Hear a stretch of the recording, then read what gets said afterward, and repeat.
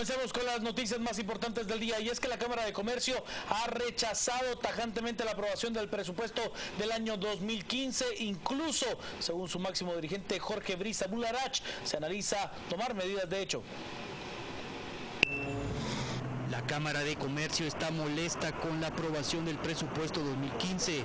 El presidente de la institución, Jorge Brisa Bularach, se opone a los impuestos a la telefonía y al cemento y demandó al presidente vetar el presupuesto, algo que a decir de la vicepresidenta Roxana Valdetti no sucederá.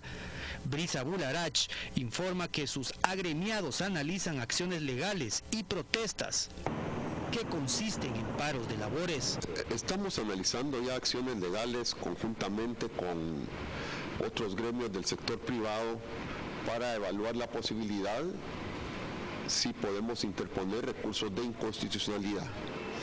Adicionalmente a ello, la Cámara de Comercio de Guatemala está haciendo un análisis serio y a profundidad sobre la posibilidad de promover paros progresivos en el comercio el próximo año, como una acción de protesta a lo que está pasando en nuestro país.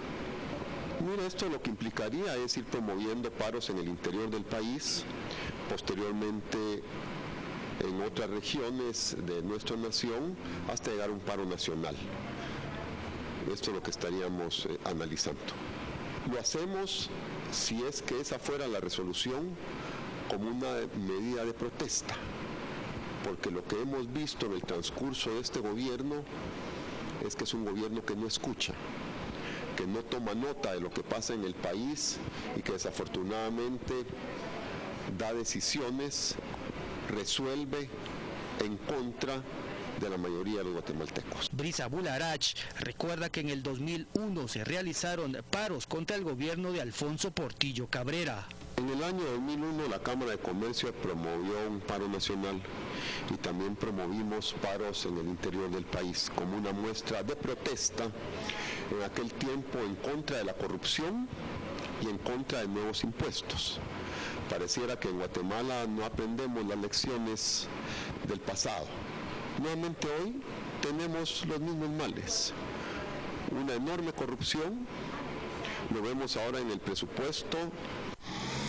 Por su parte, el presidente de la República, Otto Fernando Pérez Molina, asegura que quienes más se oponen a los nuevos impuestos son quienes más dinero tienen. La controversia entre el gobierno y los empresarios ya está dada. El presidente Otto Fernando Pérez Molina les respondió a los del CACIF, Cámaras de Industria, de Construcción y de Comercio.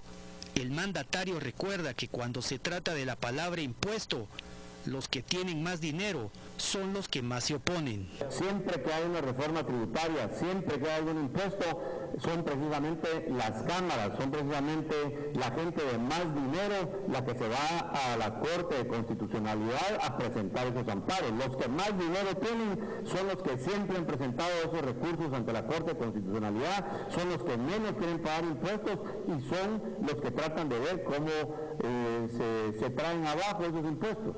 Así que yo les hago un llamado públicamente para pedirles que seamos solidarios con todos los guatemaltecos, especialmente con la gente más pobre y más necesitada, que se paguen los impuestos que se tengan que pagar y que no presenten esos recursos. Y si presentan esos amparos, pues vamos a esperar a ver qué es lo que sucede. Si hay, ya estará en manos de la Corte, nosotros vamos a ser respetuosos de la Corte, pero yo esperaría en todo caso que no vaya a presentarse una situación de estas. Están pegando hoy gritos y rasgándose las vestiduras, incluso del sector privado, diciendo que por qué se quitó el certificado de disponibilidad financiera. Les quiero contar, eso lo pusimos nosotros en este gobierno, no existía. Y se puso la restricción que no se pudiera ejecutar mientras no existiera el CDF, que es conocido. Lo único que nos hizo fue atrasar. Y nosotros se pusieron esas medidas precisamente porque nosotros con el gobierno de la UNE venimos a encontrar una deuda flotante de más de 11.000 millones, ejecutados muchos de esos por ONGs, que eran mal trabajos, trabajos a medias o trabajos que no sirvieron. de los cuerpos de estos pequeños guatemaltecos de entre 3 y 7 años de edad que murieron al consumir sopas instantáneas en descomposición fueron pues enterrados hoy.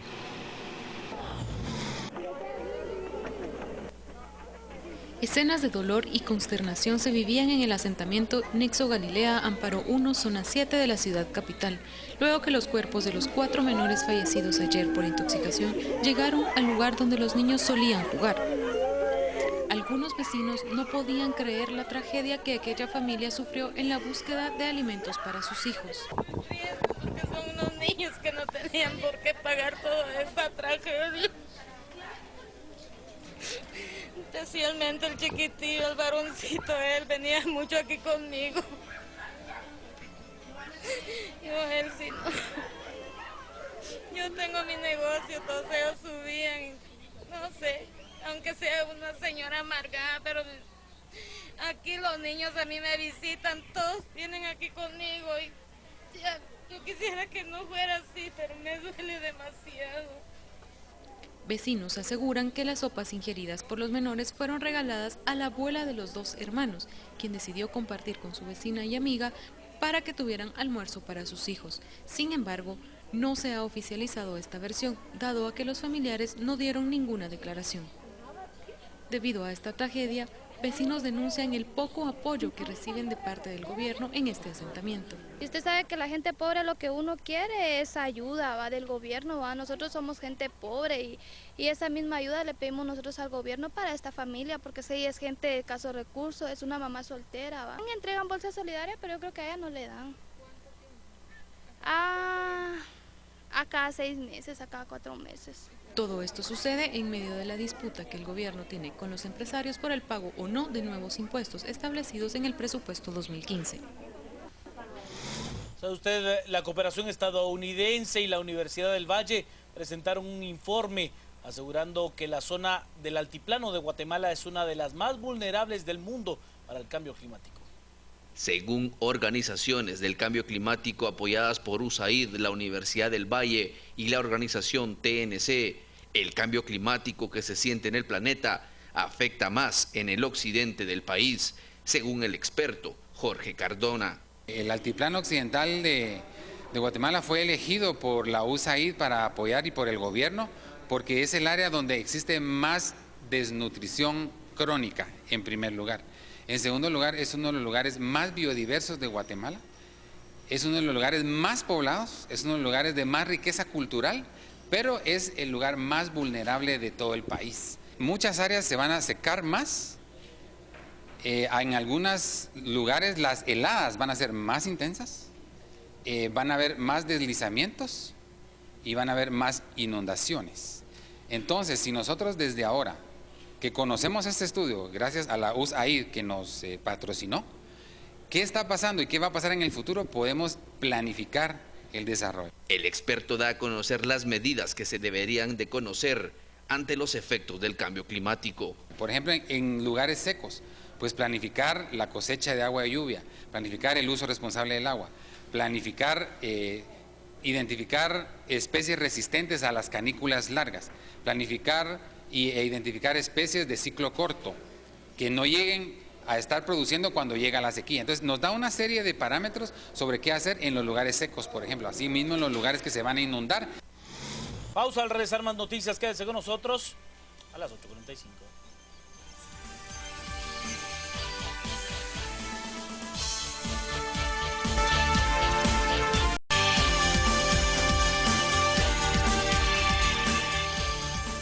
Momento de seguir con las noticias. He de contarle que Acción Ciudadana emprenderá acciones legales de carácter penal en contra de la excontralora general de cuentas, Nora Segura. Acción Ciudadana presentó una denuncia penal en contra de la excontralora general de cuentas, Nora Segura, por negarse a dar información y no denunciar casos de corrupción en el gobierno actual. Hemos presentado una denuncia penal en contra de la excontralora general de cuentas, Nora Segura, por los delitos de retención de información, incumplimiento de deberes, abuso de autoridad, desobediencia y otros delitos como el delito de la falsedad, que podría ser investigado por el Ministerio Público, pues ella siempre adujo que no entregaba la información porque se había presentado una denuncia penal en el caso del subsidio del transporte urbano. Además señala que en la Contraloría ya tienen conocimiento de varias denuncias, pero Segura no las presentó. Jamás presentó ante el Ministerio Público esta denuncia, por lo cual estaría cometiendo el delito de falsedad, mintió ante autoridad competente y por eso el día de ayer, en virtud de que la Sala Quinta de lo Civil no certificó de oficio lo conducente al Ministerio Público, nosotros hemos presentado el día de ayer la denuncia y pues hay que hacer la salvedad que ella actualmente ya no goza de inmunidad y debe de ser investigada por el Ministerio Público. Por orden de la Corte de Constitucionalidad, Nora Segura entregó el cargo el 18 de octubre al subcontralor. El coronel retirado Jorge Ortega es el nuevo vocero de la presidencia. Un militar será el vocero del presidente Otto Fernando Pérez Molina. El coronel retirado Jorge Antonio Ortega Gaitán fue juramentado para el puesto por el mandatario. Esto forma parte de una nueva política de comunicación en la que se deja por un lado que el secretario o la secretaria de Comunicación Social sea también vocero o vocera. La intención es facilitar la comunicación con los medios y a través de los medios hacia la nación. La mejor comunicación, confianza y seguridad de que lo que se está entregando a los medios es de primera mano, ¿verdad? Lo que vengo es a sumar esfuerzos. Tenemos nueva secretaria de Relaciones Públicas y en función de eso pues hay una nueva política de comunicación y dentro de eso pues la figura del vocero, ¿verdad? Así que ella viene con nuevas políticas de comunicación y la primera y la más, lo medular de esto es facilitar. Jorge Ortega fue vocero del Ministerio de la Defensa durante el gobierno de Óscar Berché. De contarle ahora que según un informe de la CIDH, los últimos 4 gobiernos pues en Guatemala no han sido muy democráticos. Según el resultado de análisis, violencia y seguridad en Guatemala realizado por la iniciativa El Observador y la Comisión Internacional para Investigación en Derechos Humanos CIDH, los gobiernos de Álvaro Colón, Óscar Berché, Alfonso Portillo e incluyendo el actual de Otto Pérez Molina han sido pocos democráticos. El rasgo fundamental y profundizado durante el gobierno de Otto Pérez Molina y el Partido Patriota es que a pesar de que existe un marco legal establecido desde los acuerdos de paz, que es el Sistema Nacional de Seguridad y el Consejo Nacional de Seguridad, la razón fundamental o el común es que los gobiernos no han respetado, digamos, ese marco para la construcción de políticas públicas de seguridad que tengan como enfoque o como base la seguridad democrática. Por su parte, la CIDH explica que en el mismo periodo los gobiernos se han caracterizado por una constante violación a los derechos humanos. Y creo yo que en el actual gobierno han pretendido brindarle a la sociedad guatemalteca un falso dilema entre seguridad y derechos humanos, como que fueran dos criterios que riñen entre sí. Muy por el contrario, ha sido demostrado prácticamente en toda América Latina y el estudio lo refiere con claridad, de que las políticas de mano dura, muy por el contrario, de disminuir los índices de violencia y criminalidad en los países, pues efectivamente no lo reducen, se mantienen y en algunos casos crecen. Momento del clima, es Diana Guerra.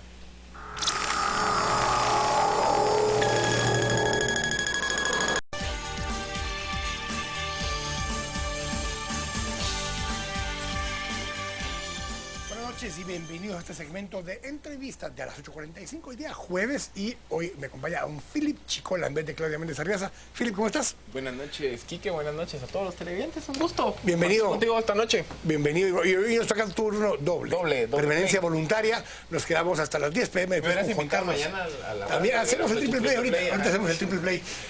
Nos acompañan hoy para hablar del primer tema, aprobación del presupuesto y el subsidio de transporte público. Nos acompañan Luis Mazariegos, que es representante de los usuarios de transporte público de la UASP, y Edgar Guerra, de la Defensoría del Usuario de Transporte Público de la Procuraduría de los Derechos Humanos. Buenas noches a ambos, bienvenidos. Buenas noches, gracias. Ambos han tenido ya algún tiempo que han estado vinculados al tema del transporte desde sociedad civil, desde diferentes espacios. Hablemos un poco en general del tema del transporte público y cómo ha avanzado o no en los últimos años, y eso lo vinculamos al tema del subsidio. Tal vez empiezo contigo, Luis. Tú has estado representando siempre el sector sociedad civil, a los sectores sindicales de alguna forma, en lo que fue la Comisión Multisectorial de Transporte hace ya algunos años, en el año 2000, participaste de la Junta Directiva de la Empresa Municipal de Transporte, ya está vinculado a este proceso. Hablamos un poquito de esa experiencia y de lo que tú has visto en el sistema de transporte de Ciudad de Guatemala. Bueno, buenas noches. Primero quiero aclarar que ya no soy de UASP, sino soy de la Asociación de Consumidores y Usuarios de Guatemala, CUSGUA. Y pues hemos venido dándole seguimiento al tema del transporte. La verdad es que un poco decepcionado a veces porque quisiéramos que los avances fueran muchos mayores. Cuando empezamos a ver este tema se decía que en 20 años íbamos a tener ya la ciudad con Transmetro, ya con un sistema más moderno. Ya hay, y vemos pues que hay un montón de factores que lo han impedido. Fundamentalmente, no como en otros tiempos que nos quejábamos que la voluntad política era la que no había, pues ahora ya no es esa la queja, sino la queja más que todo va alrededor de la situación económica. Y la situación económica abordada de varios temas, porque digamos los nuevos temas dentro de lo económico, las estafas, ¿verdad? Las extorsiones, eso antes no se conocía, son temas modernos, pero que de una u otra manera afectan al desarrollo del transporte. El tema de la distribución del subsidio, que es lo que más complejo ha sido. En aquellos tiempos pues nos quejábamos que no habían formas para poder controlar el subsidio. El subsidio era y sigue siendo al bus. Nosotros siempre hemos querido que el subsidio llegue directamente al consumidor, pero en aquellos tiempos pues no había la tecnología que hoy se cuenta.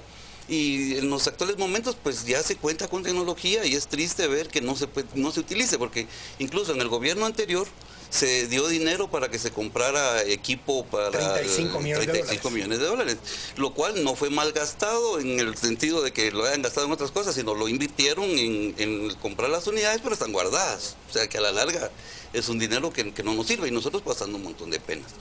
Nosotros hemos estado diciendo a la municipalidad de que para controlar subsidio sería bueno que se instalaran estas unidades dentro de las camionetas. Pero los argumentos que nos han dado han sido de todo tipo, de que los señores transportistas dicen que los 12 voltios de la camioneta no alcanza para hacer funcionar los equipos, que bueno, viene un montón de cuestiones. Pero el tema más real que nosotros hemos visto es el incumplimiento del gobierno en pagar el subsidio. Porque vemos la tarifa, que la tarifa es un quetzal aparentemente, pero no es ese. Nosotros aquí tenemos 3 tarifas. La tarifa legal, que es de 75 centavos de 1.10, que eso es lo que no ha variado todavía. Desde el 98. Desde el 98.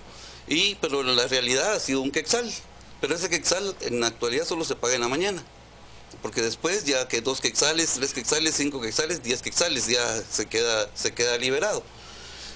Hemos insistido en que se debe de tener un sistema, un control para esto.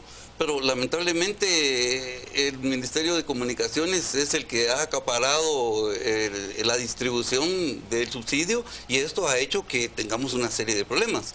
Y aparte de esto, lo legal también, que existen 2 asociaciones, una que es legal y otra que es legítima, pero no es legal, y total que hay una serie de problemas que nos vienen a complicar la vida a los usuarios. Edgar, particularmente con este último tema que mencionaba Luis, en estos 3 años casi de gobierno del Partido Patriota pareciera que el debate del subsidio se agudizó derivado del conflicto entre las 2 gremiales, pero sobre todo derivado de que en el presupuesto 2013, si no me falla la memoria, se le asigna el subsidio directamente a una gremial.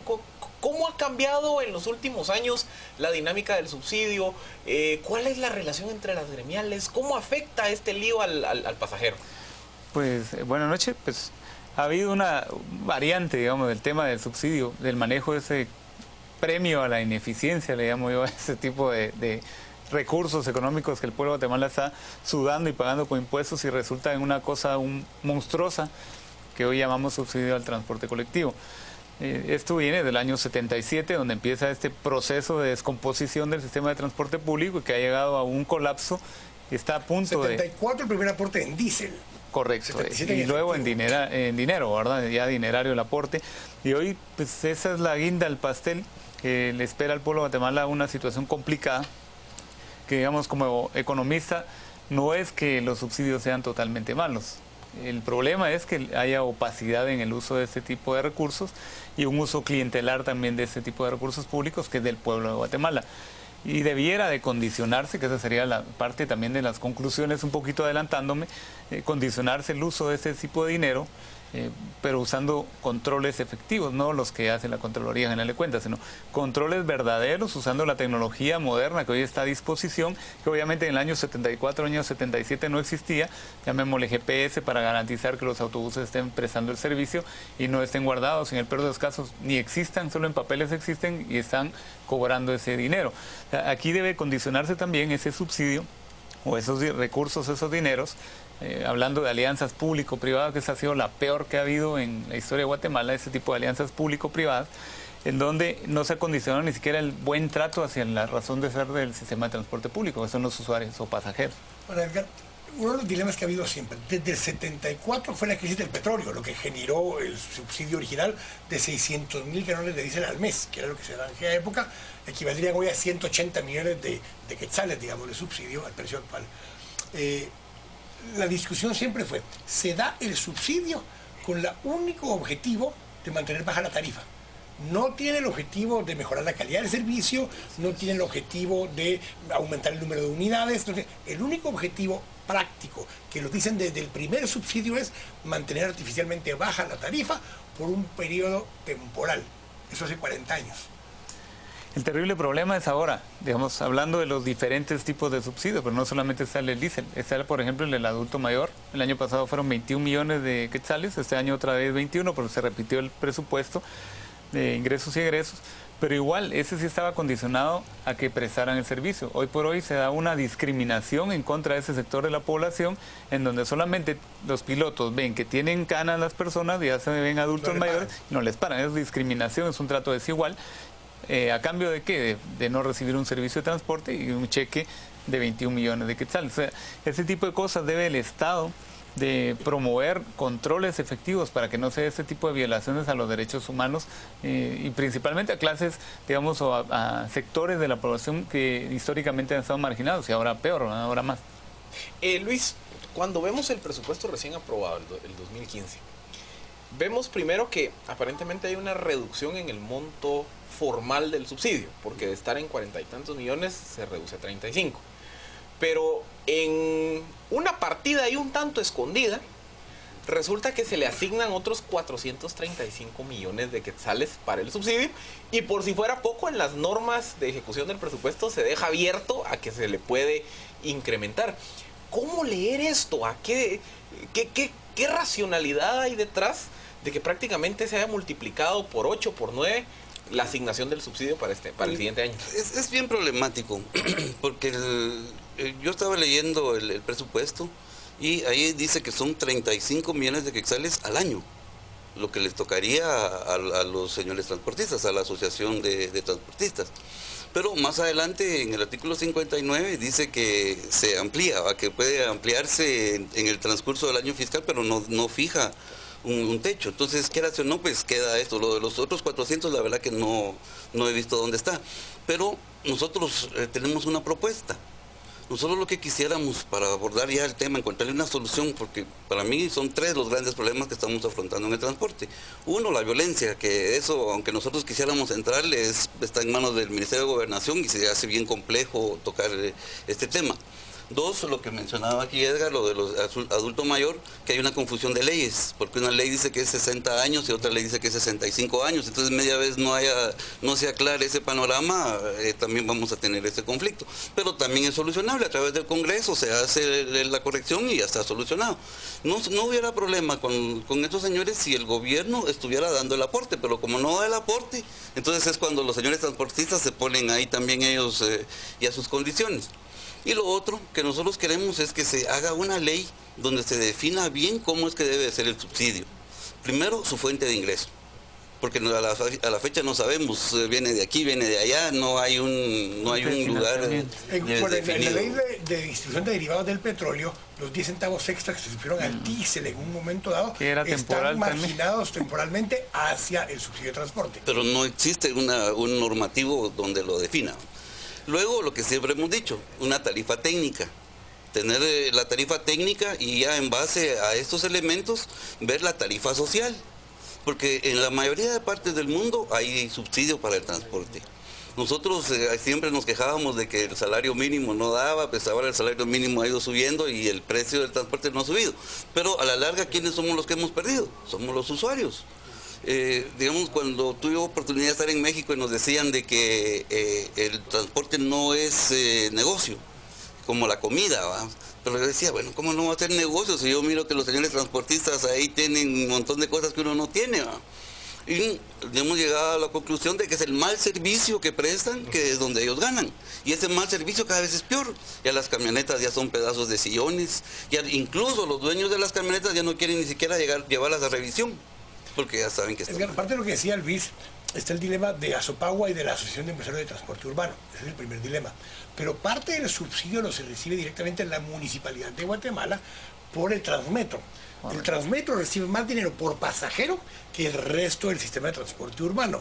Y esa diferencia se da simple y sencillamente porque es la municipalidad la que opera el sistema. Pero también ha sido siempre un poco de pugna política, porque no estando del mismo partido los dos, no hay una coordinación. Eso termina afectando al usuario finalmente. Correcto, directamente. O sea, ahorita se terminó la promesa del gobierno anterior de modernizar el sistema de transporte, que habían prometido 3.150 autobuses nuevos, rutas reestructuradas, y no se cumplió. O sea, ahí hubo incapacidad, no es capacidad empresarial, es incapacidad empresarial, porque vale la pena mencionar que aquí no estamos hablando de que son empresarios, ellos son personas que prestan sus autobuses por un servicio, y hasta ha llegado el tema de que ha habido una relación laboral, digamos, ¿cómo llamarle? Alquiler de autobuses. Alquiler de autobuses, llamándole como es. Ahí no hay una relación laboral entre los propietarios de autobuses, que deberían ser patronos, digamos, los dueños de los autobuses, pagando prestaciones. Hoy por hoy, eso es parte del problema serio. Otra parte que yo agregaría de serio en este manejo del subsidio es la opacidad y la poca transparencia que hay en ese tipo de manejos, la poca técnica que se usa para el uso de este importante monto de dinero, que son más de 300 millones de quetzales al año, sumando otro tipo de dádivas al sistema del sector de transporte, que no lo han usado de una manera conveniente. Tenemos gente que fueron líderes o son líderes del tema de transporte, que han viajado a otros países y pareciera que no han aprendido nada. O sea, llevan la intención de aprender y hacer benchmarking o digamos, copiar, si se puede decir, lo bueno de las otras experiencias, y aquí pues seguimos en las mismas. Y es el problema, y ahí invito a la gente que se meta a internet si no tiene la oportunidad de viajar y ven otros sistemas de transporte en otros países y da vergüenza el de acá. A mí lo que me sorprende, y no sé, Luis, Edgar, que ahí quien quiera tomar la pregunta, la capacidad de cabildeo que tienen estos grupos. Porque vemos, por ejemplo, en el caso que les mencionaba, cuando la Asociación de Empresas del Transporte logra ponerle nombre y apellido a la entrega del subsidio, después la capacidad que tiene Azopagua de bloquear la asignación. ¿Qué vínculos políticos hay evidenciados o documentados entre los líderes de estas agrupaciones y diputados, autoridades?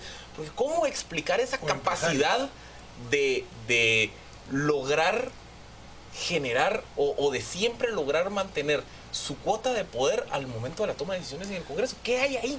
Aquí es fácil la respuesta, ¿verdad? O sea, yo navegué en el tema con la bandera de sociedad civil muchos años y jamás fui recibido por un presidente de la República, por ejemplo, representando un sector importante que es el de los usuarios, que obviamente está desprotegido, hablando en términos reales.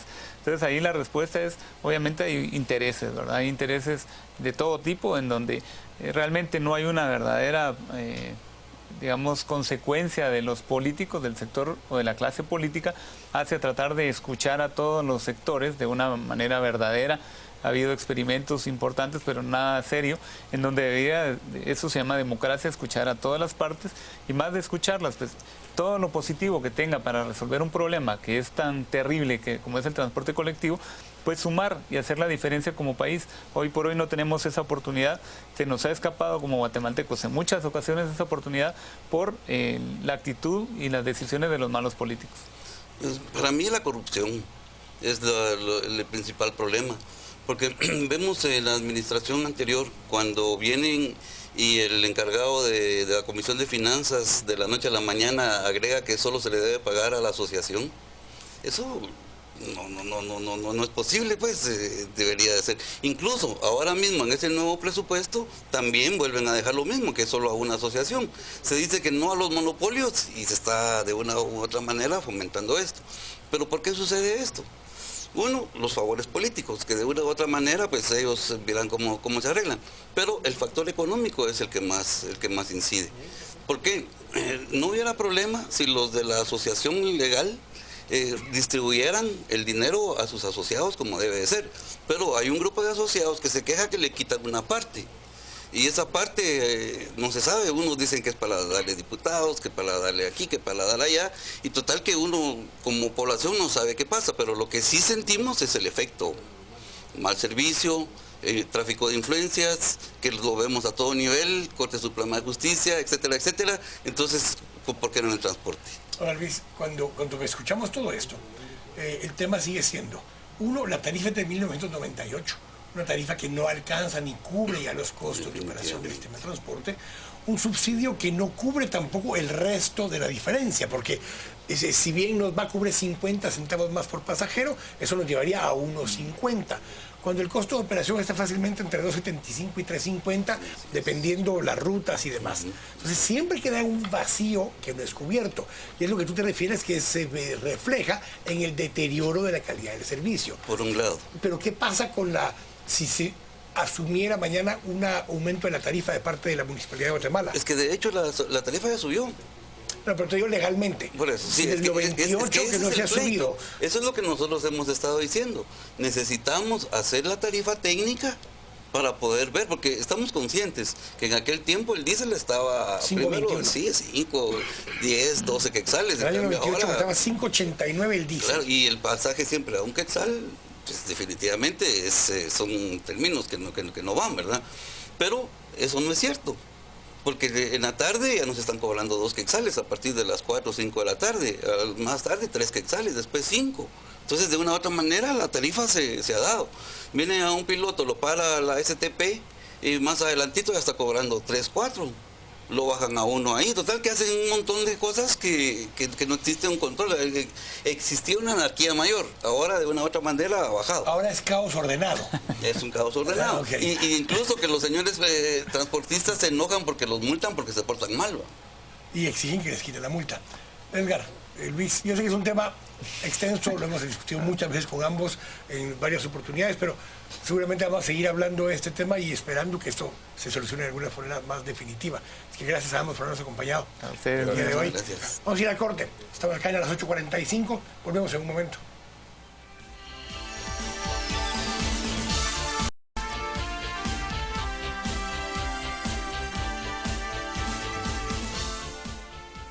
Estamos de regreso acá a las 8:45, segunda entrevista de hoy en la noche, y nos acompaña ahora Elizardo Cabrera, quien es de la Asociación Guatemaltecos Extraordinarios. Es una asociación sin fines de lucro que trabaja con familias y jóvenes en riesgo a los alrededores del relleno sanitario, el basurero de la zona 3, y vamos a conversar un poco acerca de la problemática que afrontan algunas familias que incluso en ocasiones terminan comprando alimentos o recibiendo alimentos de los mismos guajeros y de los muchachos que trabajan dentro del relleno.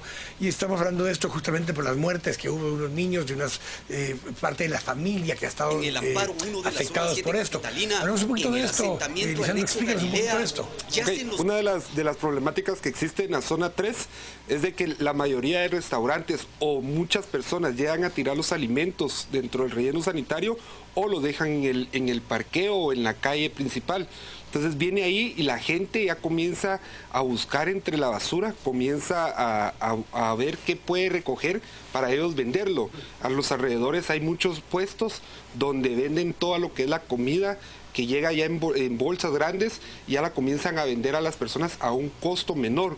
Por ejemplo, una experiencia que les puedo compartir hace 6 años, dando clases, uno de los jóvenes me compartió lo que era McDonald's y que si era ya McDonald's que había llegado a tirar o a dejar en bolsas ahí, ¿verdad? Entonces la gente solo lo recalienta y lo vuelve a vender nuevamente a un costo de 2, 3 quetzales cada hamburguesa, cada pay o cada situación de esos restaurantes, ¿verdad? Entonces es la forma de que mucha gente disfruta de muchos alimentos que están a un costo mayor.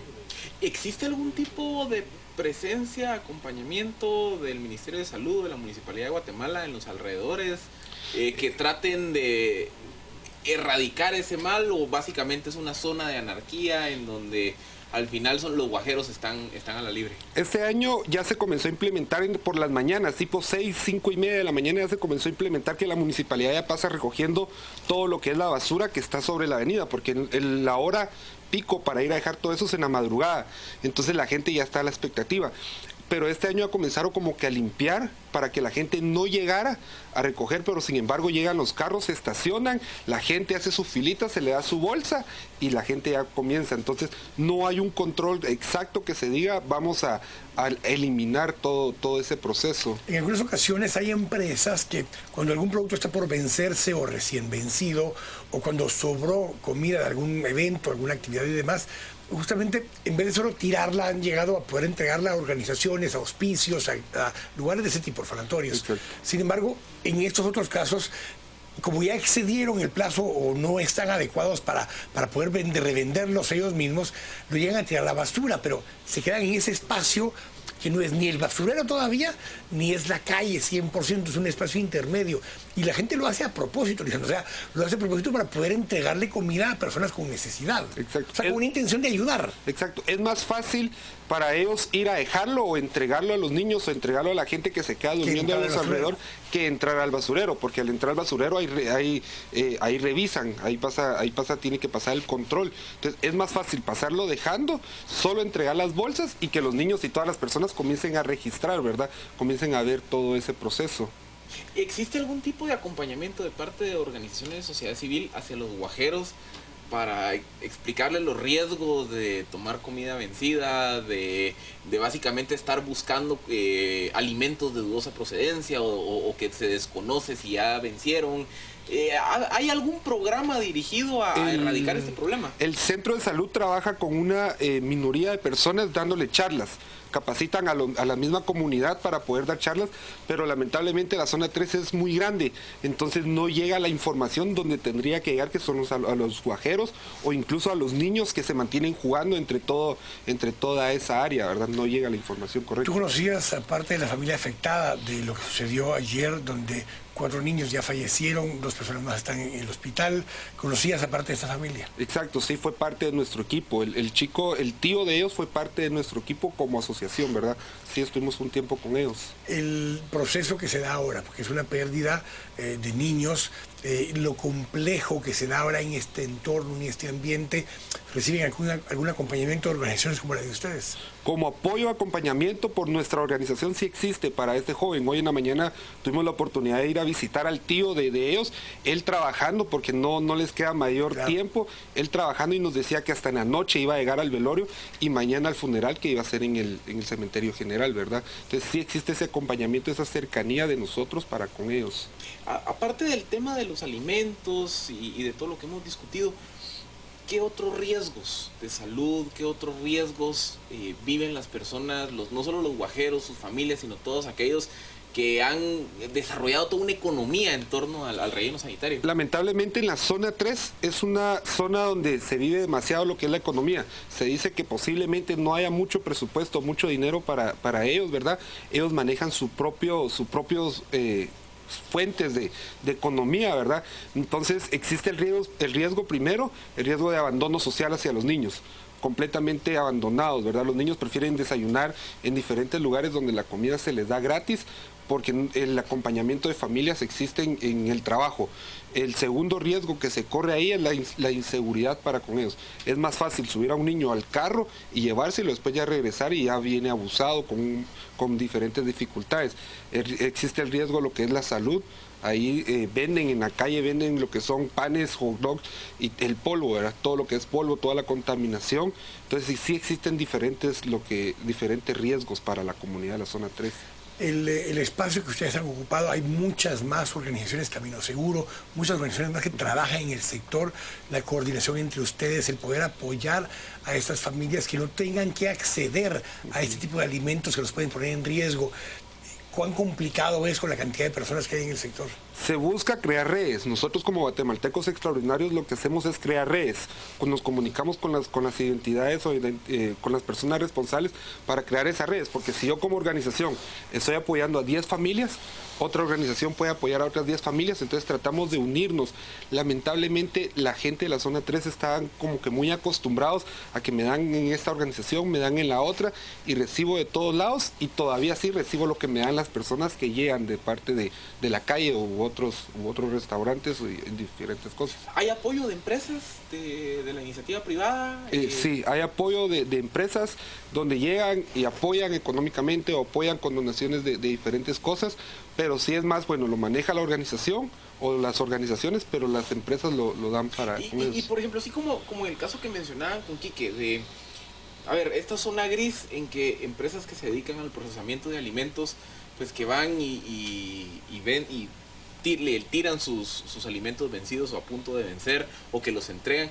¿Hay algún tipo de acercamiento o de concientización hacia las empresas de explicar el riesgo? Es cierto que es un relleno sanitario, pero también como en qué medida se puede también hacer copartícipe a la iniciativa privada en tratar desde la misma operación de desechar alimentos vencidos, tratar de evitar que vaya a tener un impacto social sobre la economía de la zona 3. Lamentablemente no existe ese acompañamiento.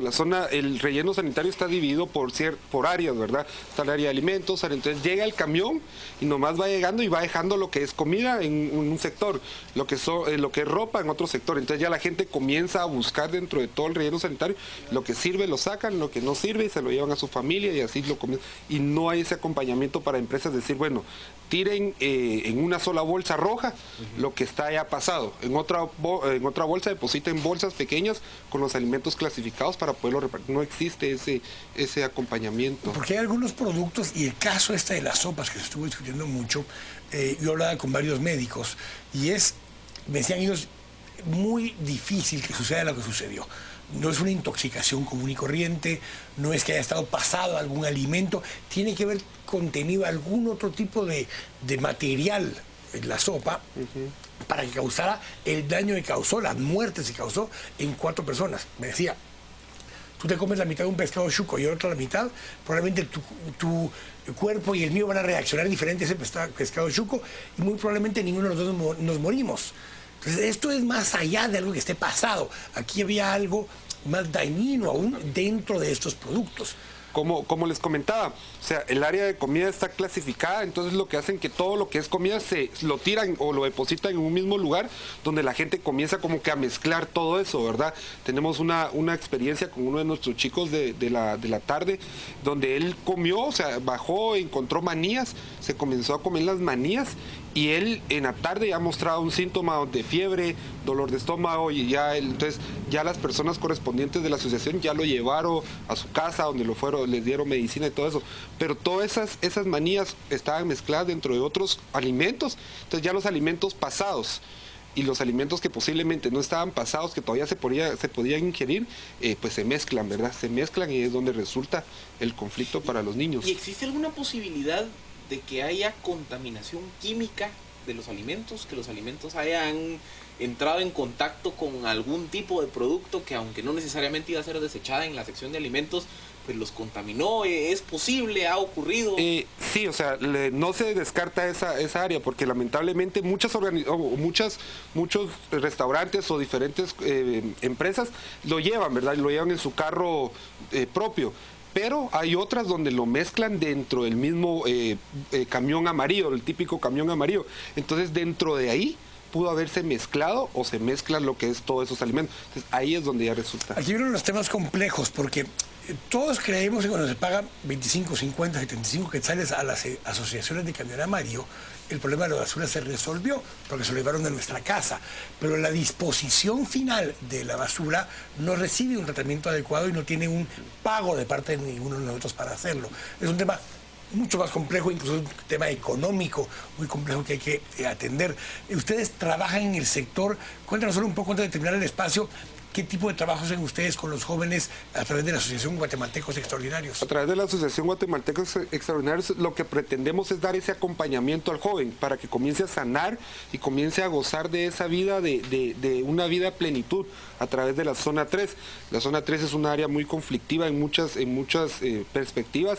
La gente piensa que al pasar en la zona 3 va a encontrar mal olor, va a encontrar ladrones, cosa que no, ¿verdad? Porque es una avenida principal. Nosotros lo que damos en la asociación es ese gozo, que los niños o los jóvenes puedan encontrar ese gozo. Damos educación primaria, tenemos un proyecto también dirigido por otra persona que es proyecto de calle, donde todos los niños que no quieren estudiar se mantienen en la calle, pero con una orientación. Trabajamos con psicólogos dándole orientación a los jóvenes, trabajamos con familias, lo que tratamos es llegar al núcleo. Sabemos de que el problema muchas veces es la familia y es ahí donde nosotros llegamos, a través del niño o adolescente tratamos de llegar a las familias. Este proceso, como decíamos en un momento, duro, lo que sucedió en ese entorno, el apoyo psicológico, el apoyo espiritual, incluso para estas familias, es lo importante en esos momentos, y encontrar cuál fue la causa y cómo lograr evitar esto en el futuro. Se vuelve lo fundamental. Así que gracias a ustedes, por habernos acompañado y habernos acompañado y compartir también lo que ustedes hacen como guatemaltecos extraordinarios. Vamos a ir a los deportes, vamos a ir al corte ahora y vamos a ir a los deportes con doña Rosario Orellana.